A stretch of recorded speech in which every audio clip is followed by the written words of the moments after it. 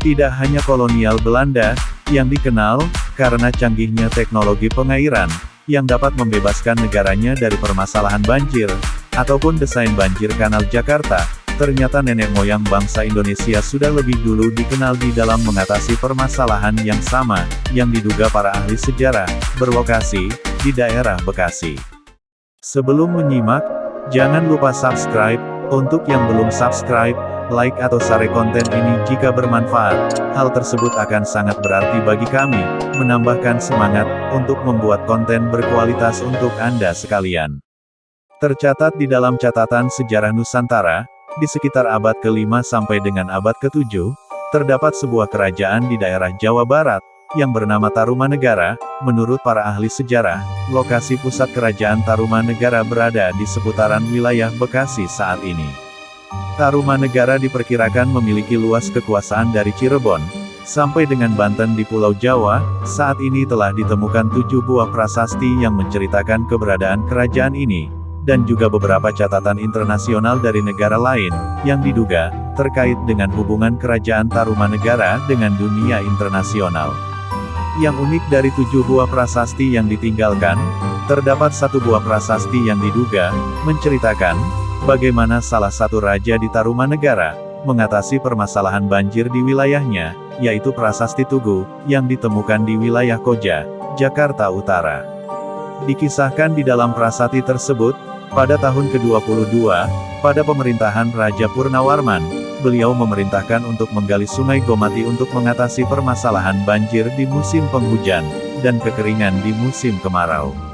Tidak tanggung-tanggung, sang raja memerintahkan untuk menggali Sungai Gomati sepanjang 6.122 tumbak, atau sekitar 12 km panjangnya. Entah bagaimana cara penggalian sungai yang digunakan, tentunya saat itu belum terdapat alat berat seperti zaman sekarang. Kita bisa mengambil sebuah informasi dan pelajaran.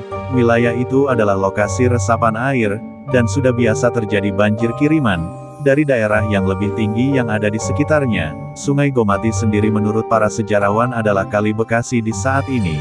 Bisa kita bayangkan bagaimana sulitnya menggali sungai di zaman itu. Raja Purnawarman tidak hanya menggali Sungai Gomati sepanjang 12 km, tetapi juga membuat tembusan ke laut pada Sungai Candrabaga, tentunya untuk dapat langsung membuang kelebihan air ke arah laut untuk mencegah banjir. Tidak hanya melakukan penggalian atas 2 sungai tersebut, bahkan Raja Purnawarman menghadiahkan 1000 ekor sapi kepada para Brahmana sebagai ucapan rasa syukur. Pekerjaan tersebut berhasil dilaksanakan. Sudah canggih bukan nenek moyang kita di Nusantara, sejatinya kita dapat mempelajari permasalahan-permasalahan saat ini, dari cara orang-orang di masa lalu di dalam menghadapinya. Tentunya, bisa saja setiap permasalahan memiliki konteks dan hambatan berbeda. Akan tetapi, setidaknya kita bisa menemukan pelajaran dan saran penting atas suatu kejadian, sehingga tidak mengambil jalan yang salah, ketika kita mencoba mengatasi permasalahan tersebut. Seperti perkataan banyak orang bijak, pengalaman memberikan kita banyak pelajaran, dan pengalaman tidak harus didapatkan oleh diri sendiri. Belajar dari pengalaman sejarah, atau pengalaman orang lain, akan membantu kita di dalam menemukan solusi atas permasalahan yang kita hadapi saat ini. Sekian video kali ini, sampai ketemu di video selanjutnya.